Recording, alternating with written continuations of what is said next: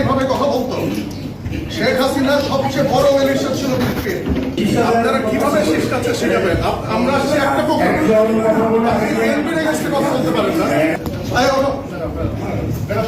চাঁদাবাজদের বিরুদ্ধে সবসময় আমাদের কথা বলতে হবে। যারা চাঁদাবাজ, যারা মামলাবাজ, আমাকে একটু কথা বলতে দিন। আমাকে একটু কথা বলতে।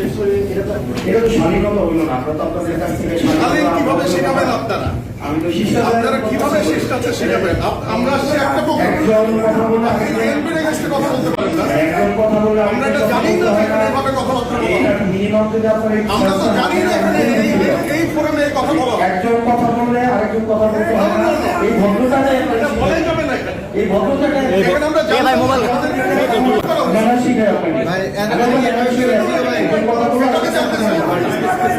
এখানে যারা উদ্যোক্তা তারা কেন আমাদেরকে এখানে ইনভাইট করছে আমি জানতে চাই। একজন কথা বলবে আরেকজন কথা বলবে না। আপনি বললেন আপনার কাছ থেকে আমাদের কেন এখানে ইনভাইট করা হয়েছে এটাকে আমাকে এক্সপ্লেইন করতে হবে। আপনার কাছ থেকে আমরা শিখবো, কিন্তু আপনি যদি এটা প্রোগ্রামের একটা আপনি এভাবে কথা বলতে পারেন আমাকে বলতে হবে। আমাকে বলতে হবে কেন এখানে আমাকে ইনভাইট করা হয়েছে। স্যার আপনি এইভাবে বলতে পারেন না। আপনি এভাবে কথা বলতে পারেন। আমি একটা দলের প্রতিনিধি হিসেবে এখানে আসছি। আমি এখানে দলের প্রতিনিধি হিসেবে আসছি।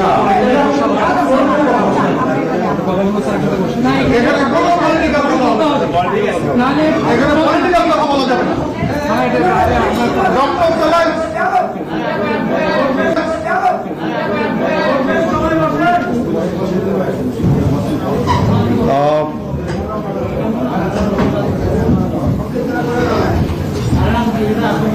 জুলাইয়ের পরে আমরা দ্বিমত প্রকাশের স্বাধীনতা চেয়েছিলাম। আপনার সবচেয়ে অপছন্দের কথা, আপনি আমার কথা অপছন্দ করতেই পারেন, কিন্তু গণতন্ত্র মানে এইটা না যে সবসময় শুধুমাত্র আপনার প্রিয় কথা আপনার সামনে বলা হবে, আপনার প্রিয় মানুষের সবসময় স্তুতি গাওয়া হবে, আপনার কলম শুধু আপনার প্রিয় মানুষের স্তুতির জন্য কলম ব্যবহার করা হবে, আপনার মস্তিষ্ক শুধুমাত্র আপনার প্রিয় মানুষের জন্য ব্যবহার করা হবে, আপনার শুধুমাত্র তুষামুদের মধ্য দিয়ে আপনার কর্মজীবন আপনার ব্যয় করা হবে। এটার নাম হচ্ছে, এটা জুলাই না, এটার নাম সহনশীলতা না, এটার নাম পরমতি সহিষ্ণুতা না। আপনি আমাকে নিয়ে প্রশ্ন তুলবেন, আমার মতাদর্শ নিয়ে আপনি প্রশ্ন তুলবেন, আমাকে আপনি প্রশ্ন করবেন। আপনি যতক্ষণ পর্যন্ত প্রশ্ন অব্যাহত থাকবে ততক্ষণ পর্যন্ত আপনি রাইট ট্র্যাকে থাকবেন। আর যখনই আপনার প্রশ্নের পরিবর্তে শুধুমাত্র স্তুতি গাওয়া হবে, জবাবদিহিতার পরিবর্তে স্বেচ্ছাচারিতা অব্যাহত থাকবে, তখন প্রত্যেকটা মানুষ হাসিনা হবে। হাসিনা তো ব্যক্তি না, হাসিনা একটা আইডিয়া। হাসিনা একটা আইডিয়া। হাসিনা কি স্তুতি ছাড়া, এখানে প্রশংসা ছাড়া কিছুই বলা যাইতো না। প্রেস কনফারেন্স গুলো কি হইতো, প্রত্যেকটা প্রশ্ন করা হয়তো খুশি করার জন্য, এবং একটা প্রশ্নের বিনিময়ে একটা দেশের এম্বাসি ভিজিট।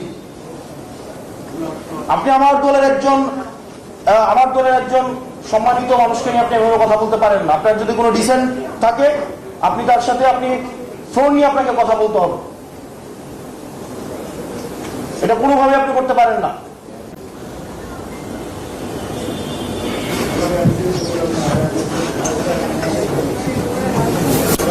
আপনি রাজনীতির ঊর্ধ্বে কি? আপনাদের ডিজি যখন বসাইছে আমি দেখছি না, যে অফিস করতে দিচ্ছেন আপনারা দেন নাই, তখন রাজনীতি দিয়ে আপনারা ডিল করছেন।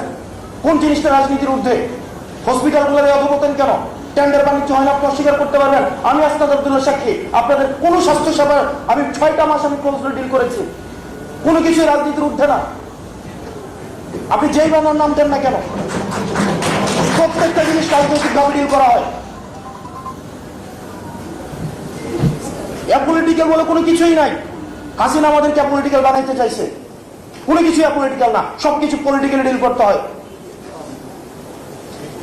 আপনি বলতে পারবেন অ্যাম্বুলেন্সের আপনার এখানে টেন্ডারবাজি চলে না, এবং এগুলো রাজনৈতিক ভাবে ডিল করা হয় না। আপনাদের পোস্টিং প্রমোশন এগুলো রাজনৈতিক ভাবে ডিল করা হয় না। আপনি বলতে পারবেন এখন যারা ঢাকায় আছে প্রত্যেকটা দল কোনো না কোনো ভাবে যারা ভালো পোস্টিং গুলো পাচ্ছে, কোনো না কোনো ভাবে আপনার সম্ভাব্য যারা সরকারপন্থী সরকারে হবে তাদের এলায়েন। এটাকে আপনি অস্বীকার করতে পারবেন? কোনোভাবে অস্বীকার করার সুযোগ নাই। আপনি যাই হন না কেন, যেই হন না কেন, আপনি